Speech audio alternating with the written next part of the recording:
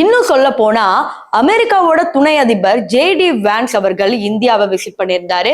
இவர் விசிட் பண்ணிருக்கிற இந்த நேரத்துல தான் இந்த பயங்கரவாத தாக்குதல் நடந்திருக்கு.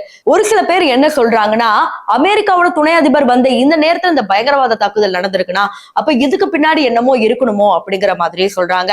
இன்னும் ஒரு சில பேர் என்ன சொல்றாங்கன்னா, இப்போ பாகிஸ்தானோட கவர்மெண்ட் என்ன சொல்லிருக்காங்கன்னா, எங்களுக்கும் இந்த தீவிரவாதி அமைப்புக்கும் எந்த ஒரு சம்பந்தமுமே இல்லை அப்படிங்கிற மாதிரி அறிவிச்சிருக்காங்க. சோ இதுக்கப்புறம் ஜம்மு அண்ட் காஷ்மீர்ல எந்த மாதிரி பலத்த பாதுகாப்பு கொடுக்க போறாங்க, அங்க செக்யூரிட்டி ஏன் இவ்வளவு கம்மியாச்சு அப்படிங்கிற ஒரு கேள்விதான் மக்கள் மனசுல எழுது.